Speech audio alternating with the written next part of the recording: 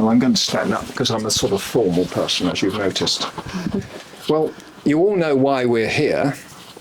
If you don't, then I suggest you read the book because it's about communication.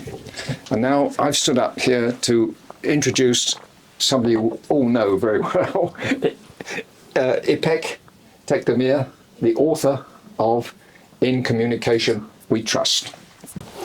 Thank you, Chris. Thank you so much. Good afternoon, everyone. Thank you so much for being here today with me and looking around and seeing many familiar faces, but also the new ones. It means a lot to me. Actually, indeed, it means a lot to me. Moments like this today, it reminds me that communication isn't just only about words, it's also about presence. As today I have seen you all here today, it means really deeply appreciating. So as Woody Allen once said that half of the success in life is showing up. So today is about showing up, being together and sharing the same space together. So truly thank you for all of you and for your time being here today. So it feels especially meaningful to gather here in Brussels. This city has been a meeting point of different trades and different cultures and perspectives. In many ways, it is the perfect place to talk about communication because this city itself built on it on exchange and also on connection. Today I want to invite you to a simple but powerful question. What does it really mean to trust communication? Especially in a world where we have the whole communication itself is constant, fast and overwhelming.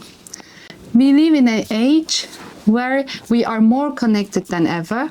Messages, emails, and social media, instant replies, and yet many of us feel misunderstood, unheard, or even disconnected.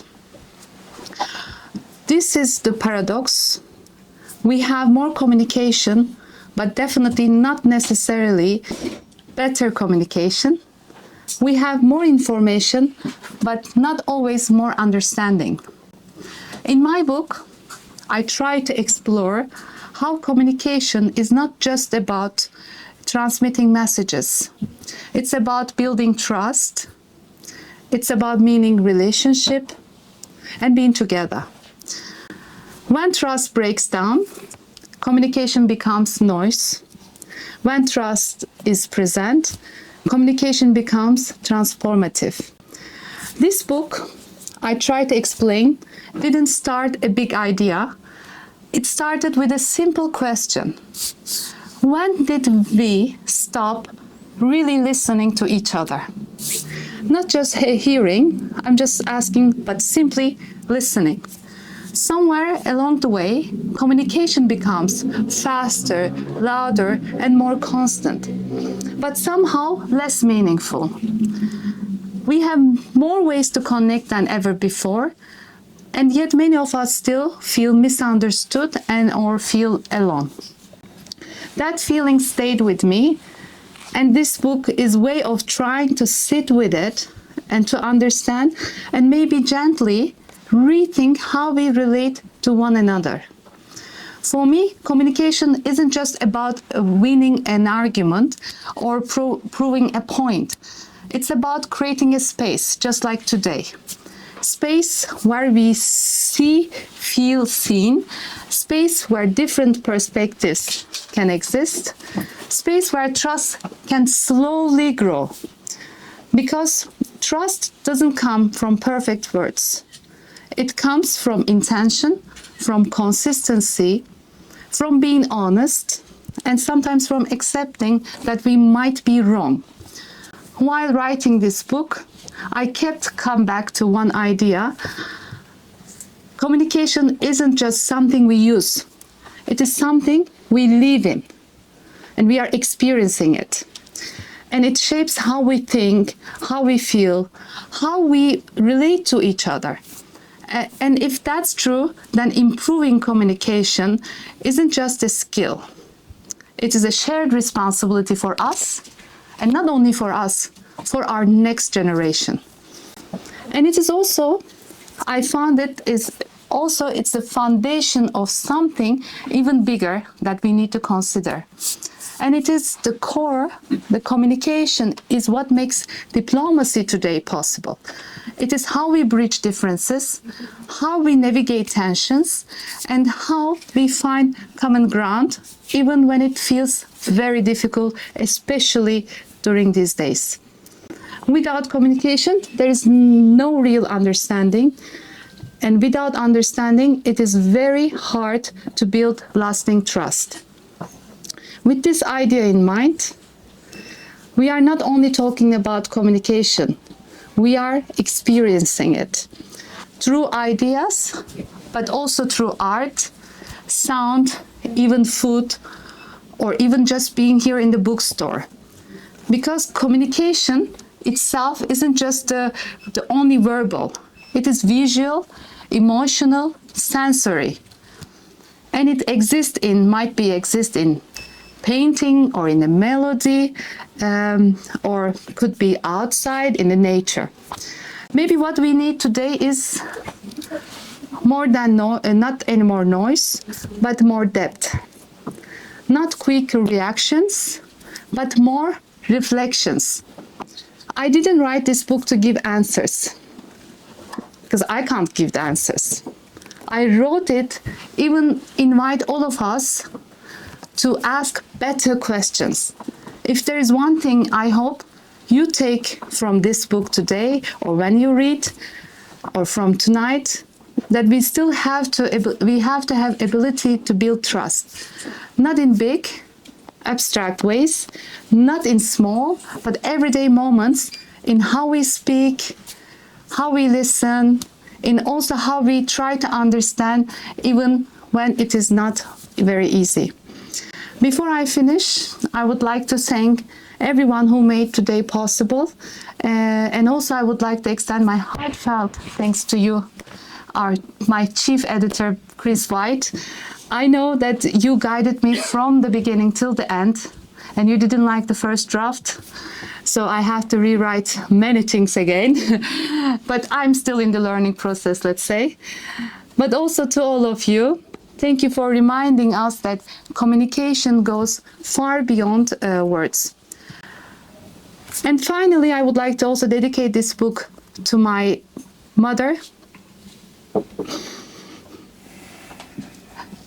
because I started to write this book and I finished it and she passed away, and whose lives on. And then my little magic came, Daniel Deniz and Michael. And of course, I would like to also, she's not here, Yurika, who is the godmother of my child. And Enrique, he will be coming very soon, the godfather of my son. And I'm sure my mother is also with us today. And she's very proud of me, because I did it. When I started to write, she always encouraged me since I was a little. She was the one forcing me to continue to write, publish your articles, and one day you will have your own book. And today I have my own book. I hope this conversation continues beyond today, because communication isn't something we finish. It is something we practice together. I know you can all read my book. I don't want to talk about my book. And it is also available here in this beautiful store. And I would like to hand over to Chris White, and then afterwards, happy to answer your questions. Thank you so much. Well, I'm not planning to speak for more than 3 hours. I'm going to be serious for a brief moment, which is very difficult for me to do. What I would say to you is, I'm an old-fashioned journalist. I grew up and became a journalist, well, if I've ever grown up, I became a journalist in the days when we had proper standards that we had to sign up to. And truth and accuracy was one of those. And that is why the press in England, or Britain, I'm so sorry, became known as the fourth pillar of democracy. Now, I've reached a time in life when, frankly, I was losing all direction. This book, Ipek's book, has totally changed my outlook. And I recommend everybody read it and read it very carefully, and not only read it, think about issues that it relates to. I was taught when I worked on an old newspaper nobody ever remembers now, called the Daily Sketch. I was advised, Chris, you're a good reporter. Not many people have ever said that to me. But if you want to be a better reporter, I suggest you study philosophy. And there's a strong philosophic streak in this book. It's about the philosophy of communication. And it has changed my life completely. Now, I am, despite the fact I'm only 29, retired. But I do run a parliament. It's called Jane's Cafe in Kent. But we discuss issues and what have you, and that discussion has changed its shape completely since I read the book. We now, each of us, challenge each other. Where did you get that information? What made you say that? This is one of the key factors in communication. Can you believe what you have been told? I'm going to stand up because I find it difficult to talk sitting down. The real issue for me of this book is looking at what's going on in the world, the dangers that we foresee in the world, and understanding that communication is not what it once was. Now, if I tell you this, I haven't got the exact figures. There you are, old-fashioned reporter. When I went to Istanbul for the, I was at the conference and I took a load of cuttings with me, which I didn't bring with me today because I didn't think I'd need them. But I took some cuttings from the UK Press Gazette. And one of them said, in 2023, 2024 and 2025, almost 10,000 journalists lost their jobs in the UK and America to AI. Yes? Now, AI, I'm not against as a technology. But AI, if you use it, will go through everything it can find, including Russian, Chinese, or crooked propaganda, and it will put it in what you've asked it to write. If you ask AI to write something, then you need, as a journalist, to check every bit of information in that story. Trust me, I'm 100% right on that. That I do know. There's another factor with AI and journalism, and that is people I already know in my parliament are putting into ChatGPT, tell me what's going on in the world in relation to X. They no longer buy newspapers, and some of them don't even watch television or listen to the radio. And then I have to say to them, what you're reading there is rubbish. But people across the world are beginning to believe you don't need to go and spend £3 on a newspaper. What you need to do is just chat on your thing. Oh, Tell me what's happening in Brussels today. Try it. See what you get.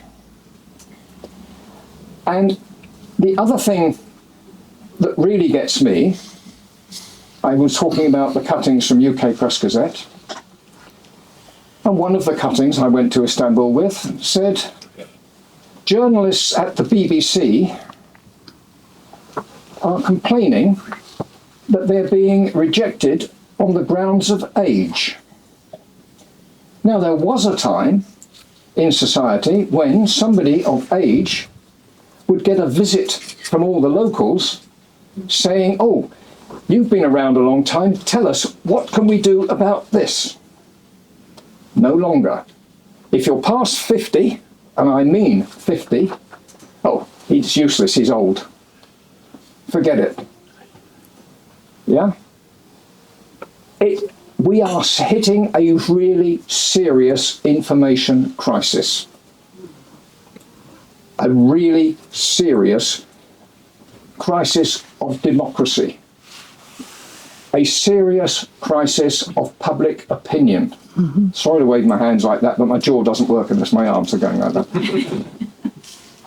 We are in a really dangerous situation across the world.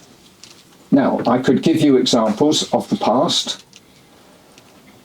I shouldn't do this, really, but one of the things that strikes me about the history of Adolf Hitler is how he took control of the media, of the press, in those days. You look at every other dictator in the world, what do? They take control of the media. In the book, Ipek mentions that social media needs to be properly governed. And it does, because people put complete rubbish on social media. However, I've already said it, and I'm going to say it again. Journalists should have to sign up to proper standards. If they don't, they shouldn't be working as journalists. I remember when I worked in Fleet Street, if somebody got something wrong through carelessness, they'd be suspended. If they got something wrong because somebody paid them to plant the article, they would never work as a journalist in Britain ever again. And I knew people who actually got caught doing that and they emigrated. One of them ended up working in the press in Australia. But this is a crisis that has been going on for as long as I have been working, which is probably something like 9 years. It's decades and decades and decades that we've been ignoring the collapse of proper information. Now, if I were to be, which I'm not going to be, but if I were, editor of a British national newspaper, I'm talking about British because I happen to be that, I would get my staff together and I would say, from today, this newspaper is going to be the newspaper of truth, and the advertising department is going to sell it as such. Truth, not rumour. And speculation is not something I personally accept.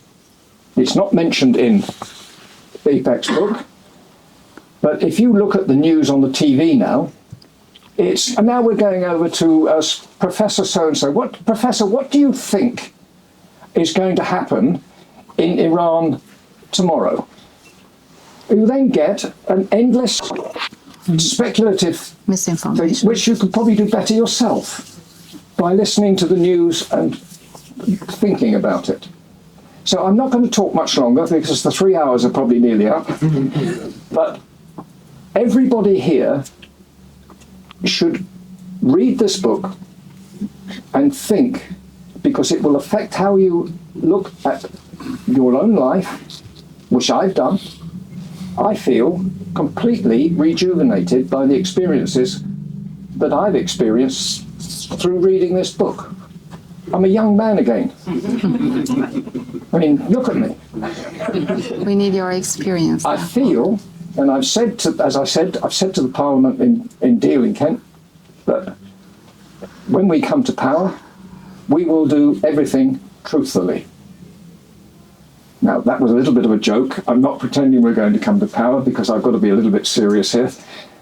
But everybody I know is going for coffee, meeting at people's houses and discussing what's going on in the world, and they are not getting anything right. The other and last and final point is when I was working for a newspaper called the Daily Express, which I wouldn't now recommend to anybody, I went on a story and I got back to the office, and anecdotes sometimes go down reasonably well, and the entire editorial staff was coming out of the building. And a pal of mine grabbed my arm and said, "Come on, we're going over to the pub, Chris." So I went to the pub and I said, "What are we doing here?" And he said, "Well, Lord Beaverbrook is trying to tell the editor to change editorial policy. And the editor has said, I'm the editor, you're the proprietor. I'm not going to change editorial policy. It's not your job to get involved in editorial policy." There was a distinction. The staff said they'd walked out to support the editor. And in fact, the editor won the day and remained editor until, I think, Lord Beaverbrook sold the newspaper. Today, corporations and powerful people are taking control of newspapers, magazines, radio and television, and they're bending it to suit their interests. Now, I can't give you an answer to what we can do about that, except perhaps we all have to accept proper control of journalism and make journalists absolutely key to any form of public information in that form. Now, I'll leave you to think about it and read the book and think about what I've said, because I think you'll come to the conclusion that I'm right. Thank you. Thank you. Thank you so much, dear Chris. And with an honor, today we have also Ambassador of Moldova as a top diplomat. I have closely worked with her and observed her all effort in how successful communication she has been running in this town. And I would be honored if you like to say also a few words here as a, for us and also your experience, also how you are communicating in diplomacy here in Brussels. Do you want to sit here? No? First of all, congratulations. I'm really, really impressed, and I think it's also from I'm really curious to read the book, and from the description that you mentioned, I think it's exactly what we all need. I very much resonate with the title and also with the subject. While listening to both of you, I would like to share only three things. One, first of all, for a country which is still outside EU, and we are on our path on joining the European Union. Being in this Bible, which I mean the institutions, but still outside, the communication is the key. And no one really prepares you of how to reach out, how to have an understanding of what's happening inside, how to keep and to build this trust and communication, and how to also do it with the speed of all the events that are happening today. So this is, we're learning every day, and it's still very, very challenging. Another thing which I wanted to share, which I resonate with what you mentioned, we as a country have been going through a lot in the last years, especially from the hybrid nature. Ukraine is fighting a full military war in the ground. We are fighting a hybrid war. And we've been tested in many forms, in many kind of, through this point of view. And communication been part of that. And the communication was the challenge, and at the same time was the solution. We had massive disinformation, fake news campaign. We had farm trolls. We had the number of deep fakes and kind of amount. I don't recall in any other country happening with such a speed and such intensity. And at the same time, how to reach out and not only to communicate, but to have people to align, to understand, and to have their support for the cause of the country, and also how through different instruments the communication can be a target and to challenge democracy in itself. And I think many instruments should be revised because the interference starts very, very early, and only in the election day it's very difficult, only with one monitoring mission to really assess that. And I had just a few days ago the advice of the President on National Security, and in the meetings he was also highlighting that independent media, it's not only important for the pillar of its importance, but it's a matter of national security nowadays. And how important it's also to find instruments how to support the people that are working for this part of truth that you've been mentioning, and how to educate and how to still encourage through all these hundreds and multiple sources to keep it strong. So I'll be very curious also to find it out what will be the other tools and instruments.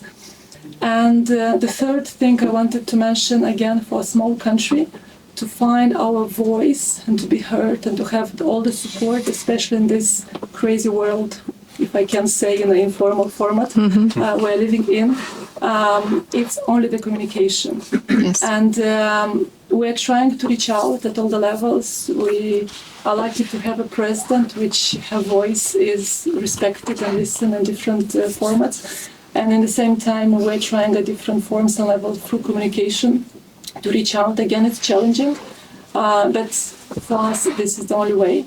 We're trying how to be like better and more efficient.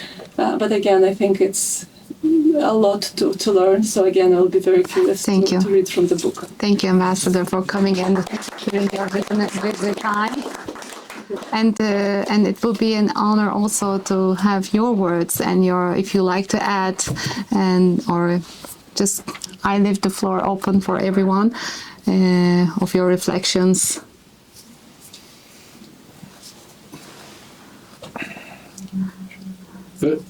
Pointing to me. Yes. I'm Yanis Wojtmanis, Romil Taki, I think a friend of yours told me about this, and I'm very glad I came. So thank you for the presentations. Really lots of food for thought. But if I can, in the time of the last period, which has been very full of what I think Tony Blair called the wall of information. Yeah? So you have this information, and you've got to somehow make sense of what is really happening. I have personally found, and I'm working in the financial sector now, that the financial journalists, because their community to whom they report does not accept anything which is not fact-based and numbers-based. So I actually have found personally the Bloombergs and the CNBCs of this world a saving grace, because they don't tell you everything and they don't cover everything, right? But so I just wanted to sort of this little bit of sunshine in this gloomy picture which Chris you painted. Well, if I can be a little bit more positive, I had a 3-hour limit on speaking, so I had to stop. But the Financial Times I read, and I agree with you. But of course, I am aware, because I'm a journalist, that they have got to be very careful what they write, because what they write about will affect the markets in a big way. But you see, I mentioned we need some form of control over the quality of journalism. Now, I know exactly what people are going to say if I ever made this really public. Oh, controlling journalism. No, controlling the standards of reporting. I was taught at college when they taught it, and I have spoken to several students of journalism recently, and they have not been told this. I was told, never let your political or personal views affect your reporting. And there is a distinction I should make clear reporting is different to opinion. In my days in Fleet Street, page 6 was opinion.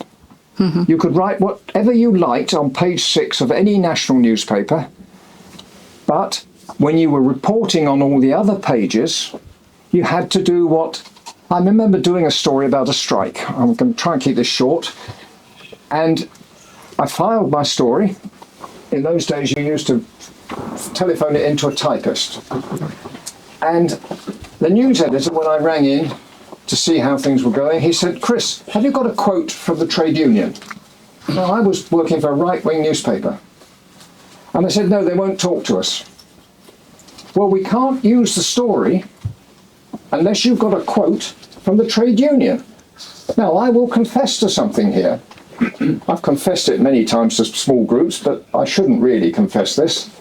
I went back to the trade union headquarters, which was surrounded by sandbags, and there was a letterbox in the bottom of the door. And I looked in the letterbox and I could see a dog, or the feet of a dog, and somebody's shoes.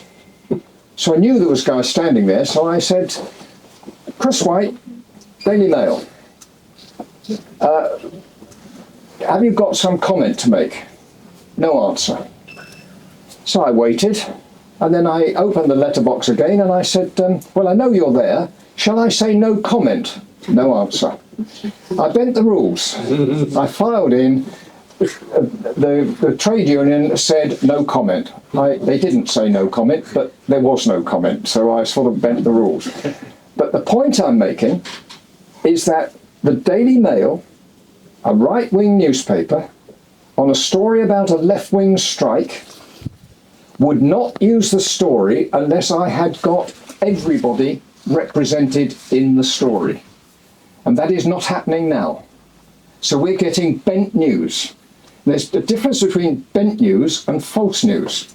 Okay, I'll tell you another anecdote. I'm sorry, but you know, another 3 hours. I was very friendly. I have to confess, I'm glad my wife's not here. I had a Polish girlfriend. And I kept going to Poland. And the foreign editor of the Daily Express said to me one day, "Chris, are you a communist?" He called me into his office. And I said, "No, why, you know?" He said, "Well, you keep going to Poland." He said, "And lately you've been going to East Germany, going through Checkpoint Charlie." So I said, "Well, can I ask you a question before I answer that?" And he said, "Yes." I said, "How long have you been working for MI6? He said, "Why do you ask me that?" I said, "Well, you know how many times I've been through Checkpoint Charlie. How else could you possibly know?"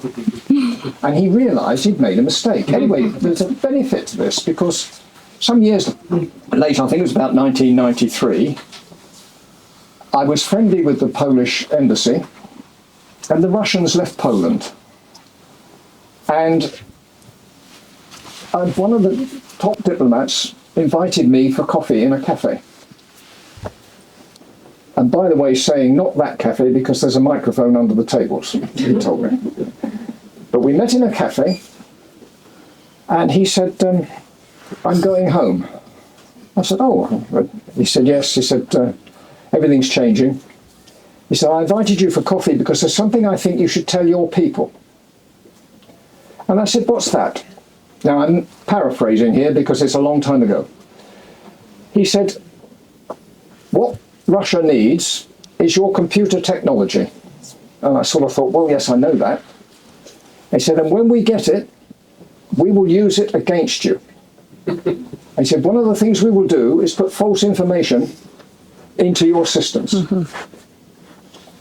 I went back to the Daily Express, which I no longer work for, as you probably picked up, and I said to the foreign editor, "You were obviously, you know, working for MI6. Do you have any contacts there?" He said, "Why?" And I said, "Well, I've got some information for them."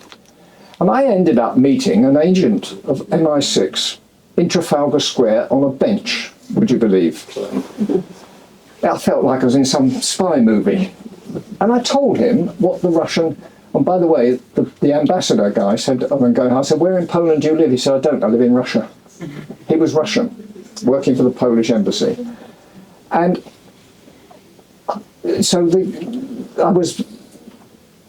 the foreign editor arranged for me to meet somebody in Trafalgar Square, and I told MI6 exactly what was going on.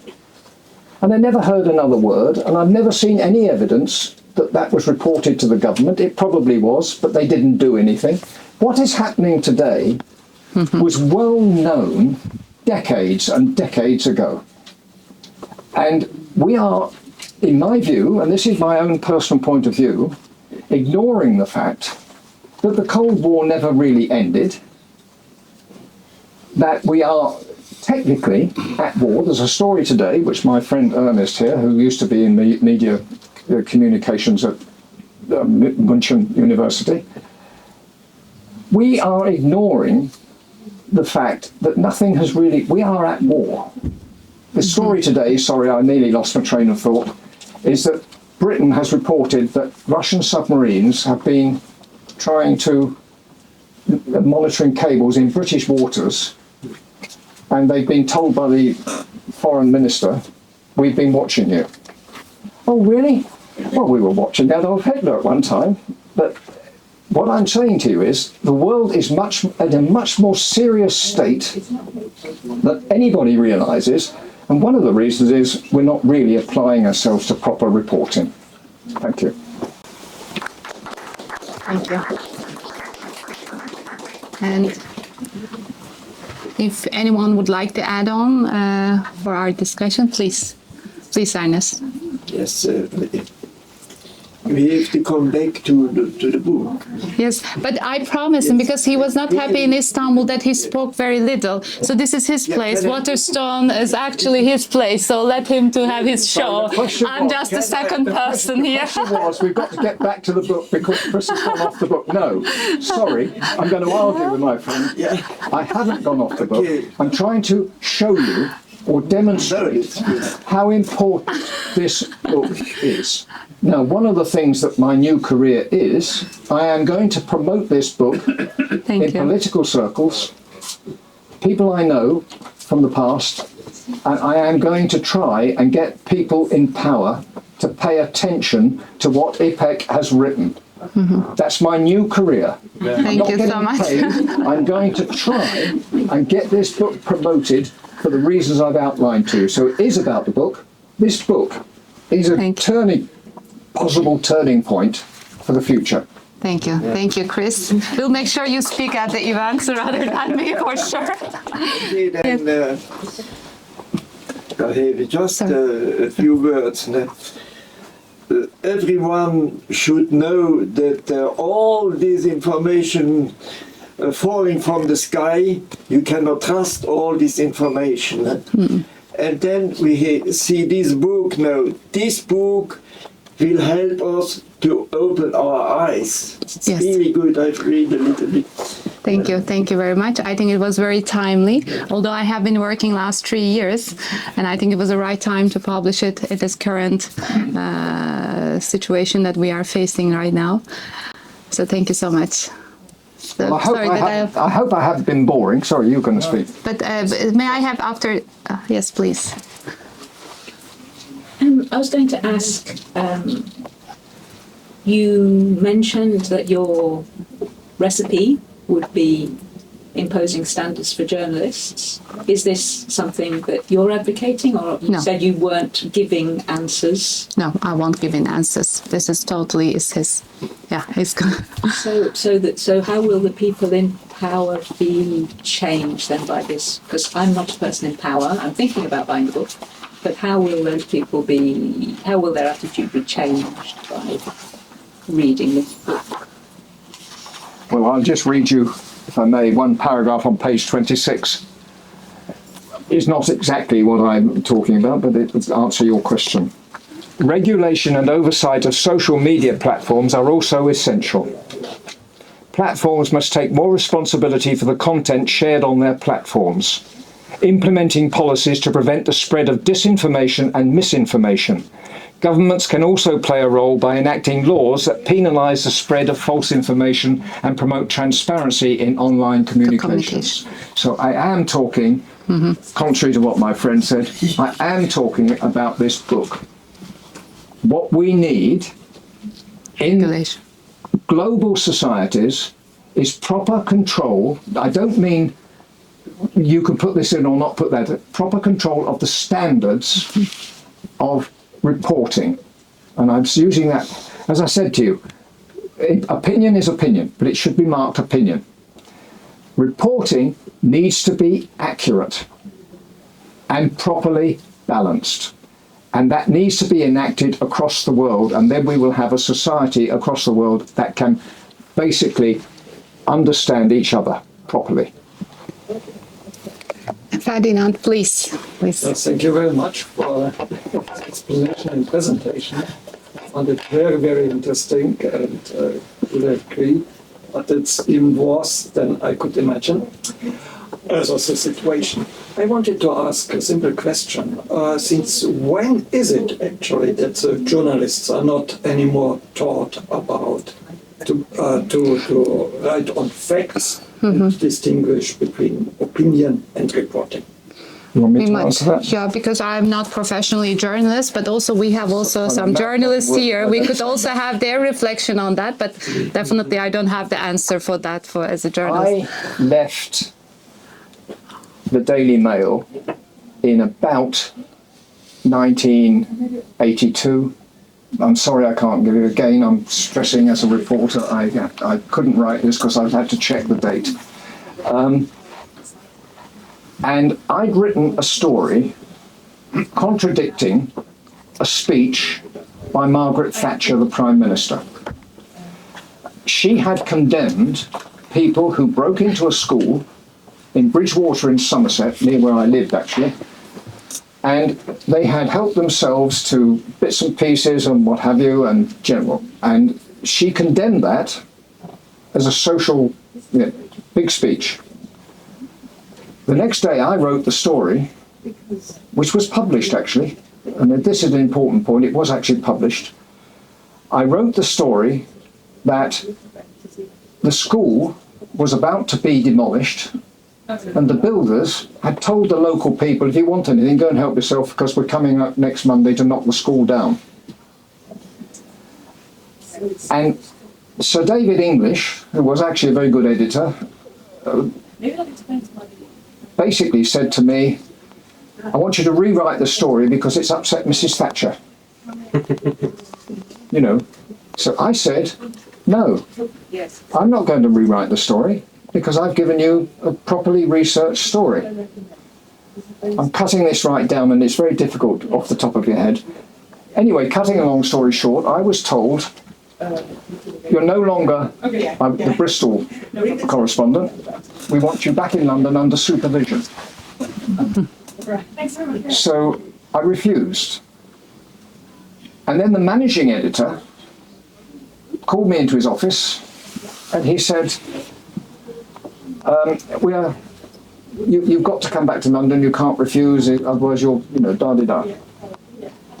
And I produced a piece of paper, which was the contractual arrangement that I'd signed when I was hired, that said all the standards of reporting that had to be complied with. And I produced it, and the Daily Mail ended up having to pay me, I think it was £36,000 compensation, and I left the Daily Mail. Now, later on, English suggested I go back, but I didn't, so I came over here. But I signed a form stating that I would not do anything. That's simple as that. Now, the NUJ, when it was a proper organisation, the National Union of Journalists, if you were a member of the National Union of Journalists, you had to obey the concept. I'm now a member of the Chartered Institute of Journalists. Would you believe it? They take people of nearly 30 and call them journalists. The Chartered Institute of Journalists have got the same standards. Now, newspapers run by these freeloading corporations just take somebody and say, oh, you can be a reporter on my newspaper. No, that's not good enough. This is too important just to allow people to do that. Everybody who calls themselves, and I'm using the word deliberately, reporter, should have to sign a form or be a member of an organisation that complies with proper standards. This one. Please. Hi. Yeah, I've actually just come back from a short placement in the press office, Foreign Office in the UK, and I do have a lot of hope, actually. At least speaking from my experience, if somebody writes in that's clearly not a journalist or got a piece or a story, we just don't respond. And I have a lot of journalist friends, and they take their reporting extremely seriously. And I would maybe flip responsibility not on to the journalists, who I think journalists who are good journalists do respect standards. It's more about information flow and people who are not claiming to be reporters who are reporting on issues. I think that's a bigger issue. Everyone has an opinion, and they're stating opinion that's fact, particularly on online platforms. So I think that's where a problem is. It's not the information isn't out there. There's a huge number of great journalists writing great reporting and opinion pieces in press and online every day about the world and geopolitics and about domestic politics. Yes. The problem is access to that information. And a lot of these papers are now behind paywalls. You have to still pay for a paper obviously, if you go to a news gazette, which is great for the industry. But the reality is that you're competing against free information that's available online, and algorithms are not pushing out high quality FT pieces necessarily to the general public. So I think that's a challenge. And then maybe just broadening a little bit beyond reporting, because I work in communications here in Brussels, not in directly with the press on a day-to-day. And I think our biggest challenge here is that trust question. Yes. Trust is all about building credibility and a good reputation over time. But we're working in an environment where nobody's got time for anything. Nobody's willing to invest in relationships for the long term. This is very Brussels specific, but the March European Council for me seems like an age ago, when it was a few weeks ago, because of how much the world is shifting and changing and how much information we're consuming on a daily basis. So I wonder, I'm really excited to read your book, whether you looked a little bit at whether touch upon, how can we communicate to build trust, which ultimately is a time commitment when we're operating in an environment when we're just looking for the latest trend and the latest scoop. And news cycles are so short that even by next week people will have forgotten that people just want the dark side of the moon. I mean, it's absolutely unbelievable. So super interested. Thank you so much. At the right moment. Thank you very much. May I? If you're working for the Foreign Office, I make a suggestion. Two suggestions actually. One is that when you get back to the office and you've got some time, go to UK Press Gazette, and I say this to everybody, go to UK Press Gazette's site and scroll through, and when you get onto the UK Press Gazette site, there are journalists who've lost their jobs, and you will get a stream of up-to-date stories about 24 journalists lose their jobs here, 12 journalists lose their jobs there. They're not enough sometimes to make the headlines, but they are very important issues. That's one thing I would just like to think maybe you will go and have a look and then think about, hang on, there's something wrong here. Because journalists, why are they losing their jobs? I can't really answer that as a reporter because I haven't spoken to anybody. I know a lot of journalists that are very good, but most of them tell me they can't find a job. I met a woman on the train this morning, coming in with Ernest. Lady got on, I looked at her and I thought, she looks familiar, and I thought, can't be. And I can't go around staring at pretty ladies, that's why I'm not staring at any of the ladies in here. And she looked at me and she said, oh, it's Chris. And she turned out to be a journalist who had worked for the New European, and she's Finnish. But she's also finished. That came to my head then. She told me how she'd gone to Finland and lost her job due to AI. And she's now looking for work in Brussels, but she's lost her job. This is a very serious issue. And what this nice lady has said was I don't disagree with anything, except that this is the beginning. We're still in the beginning, and the figures that I'm giving you are quite astonishing. There is something going on that I could pontificate about, but I'm not going to.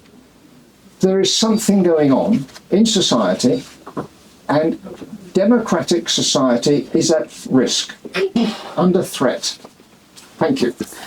And thank you so much, Chris.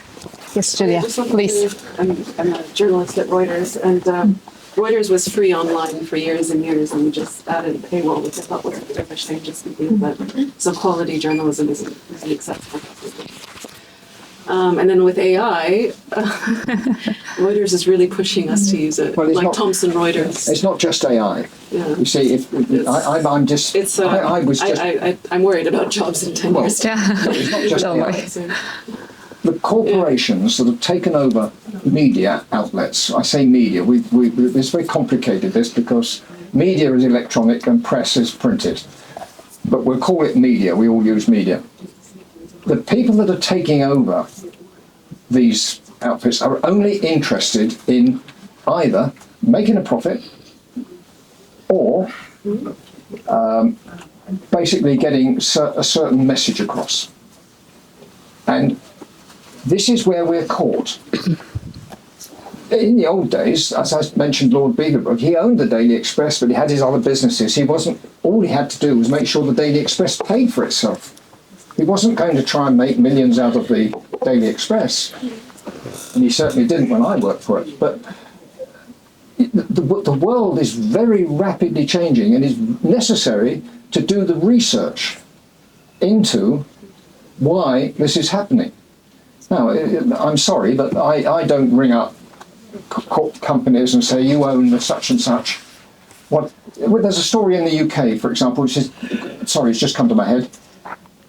GB News is becoming Farage's television station. That actually is not illegal, but it's breaking established protocols, and nobody's doing anything about it. You're not supposed to be party political in terms of reporting. The BBC, for example, is becoming more and more party political. I watch it because they've got BBC verified news. Yeah. They frequently admit they can't verify stuff. But they're not supposed to be party political. But if you watch the BBC regularly, you'll find journalists saying stuff, oh, well, Keir Starmer's a great Prime Minister. Or, Some would agree. but they're expressing a political view. And as I said, you shouldn't be able to do that. Possibilities. Yeah. We need to do something. I can't answer that here, but we need to do something. And the lady from the Foreign Office here should take that message back. And with this also, thank you, Chris. As you know, I'm Turkish origin, and my name is Ipek. It comes from silk.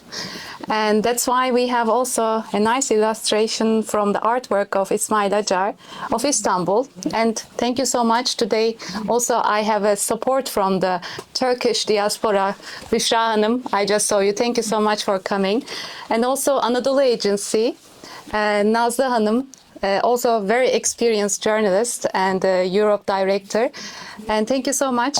I have used your graphics in the book without your permission. I hope it's okay. But your presence shows that it won't be a problem, I hope. And we would be also happy to hear also from you as a journalist and also working here within the EU. Would be great also to have your thoughts. And thank you so much for coming. I have some. Just your thoughts. Thank you so much for coming. And if you like to share your thoughts, we are happy to Your have you. presence here in Brussels is really precious for us, for the, Turkish press, and also, I guess, from all my colleagues from all media outlets.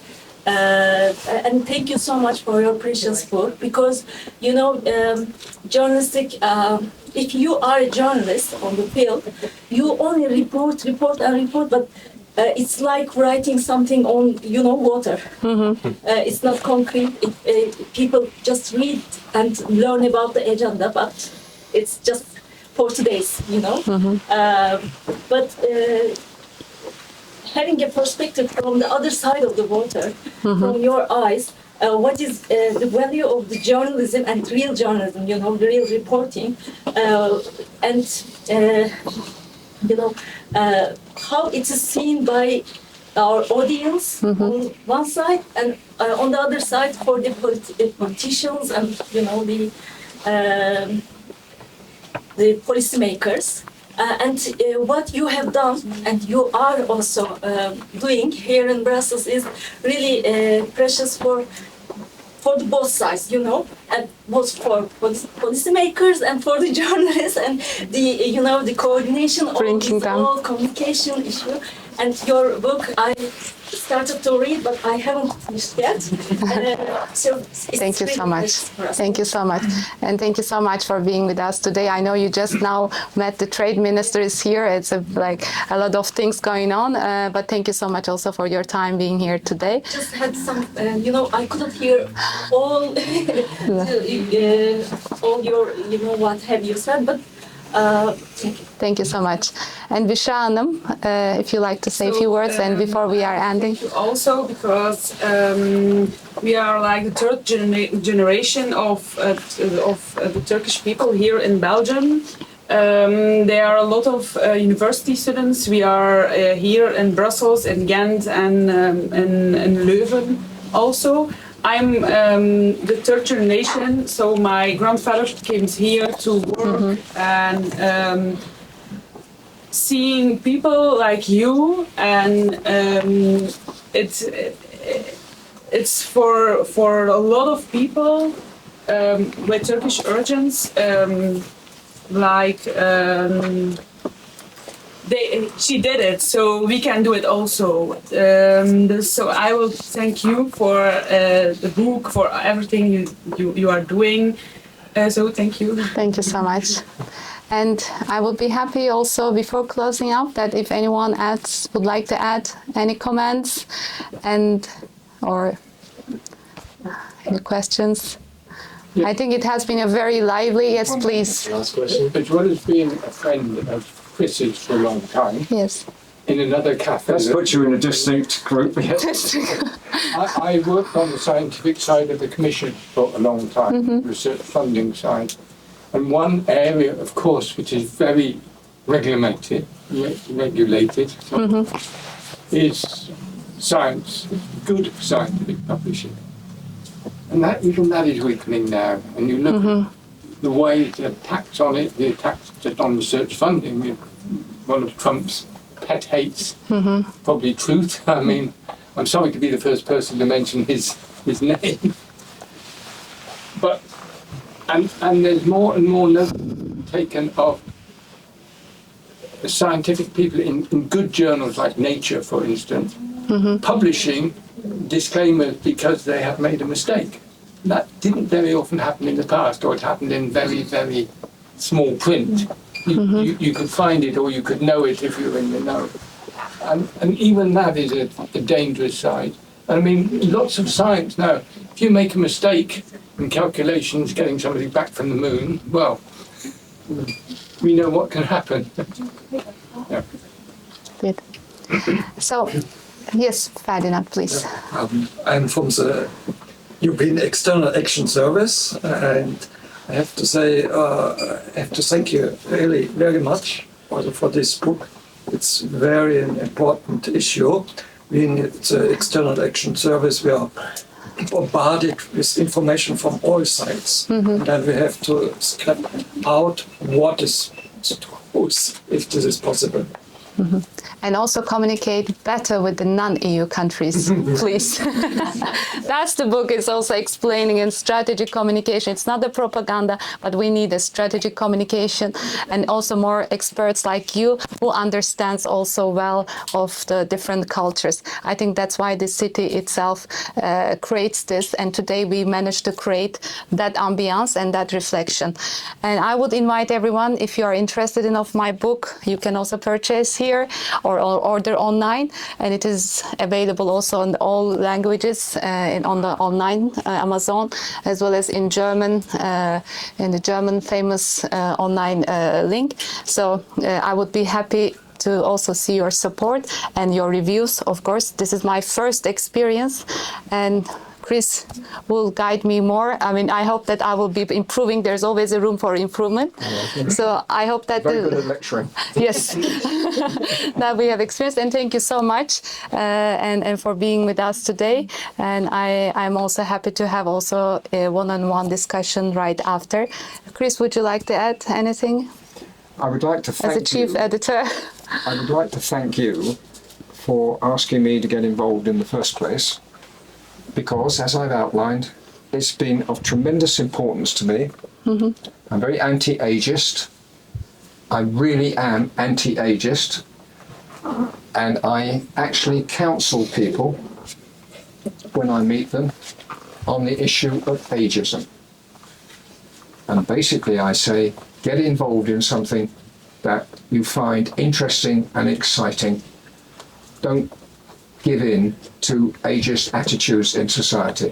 Ageist, as I said earlier, there was a time when you reached a certain age, people came to you and asked you for advice. Nobody from Fleet Street or the BBC has come to me and asked me for advice. They think, oh, he's too old. You know, so there you go. I'm sorry if I bored anybody, but I really enjoyed talking at you. But my important message is this wonderful lady that I've met, who has changed my life completely. She has changed my philosophical outlook and given me something to campaign for. A visit to Istanbul has changed everything, I would say so. And now we just have one of the top diplomat in this town just arrived, and I have dedicated this book actually at the beginning of my presentation to you, a godmother of my son, a good friend who also lived in Turkey for a while. And thank you so much. I know you have a very busy schedule, but also we would be very happy to also hear from you a little bit before we are closing up here. Julika, welcome. Julika Lutz, the top Estonian diplomat and cabinet member of the Kaja Kallas. Thank you so much for being with us today. Yes, unfortunately Kaja Kallas couldn't be here. I'm not that famous yet. That's a good thing. Yes, she's just returning from the... Would you like to come here, please? From the Middle East. No, I don't want to, but I just want to say I think it's amazing.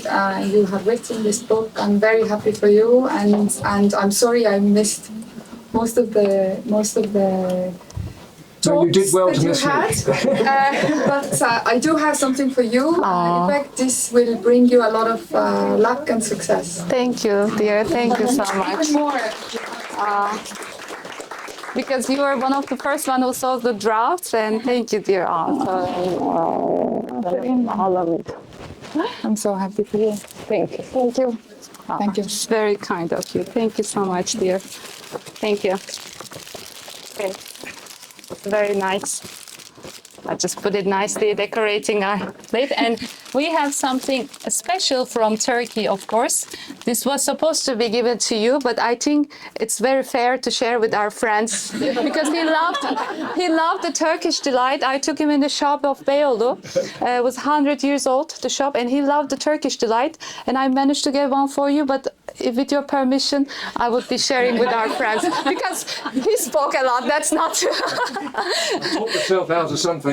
Yeah, and I hope you will enjoy, and then happy to also continue our discussion and having our Turkish delight today. Thank you so much. Thank you.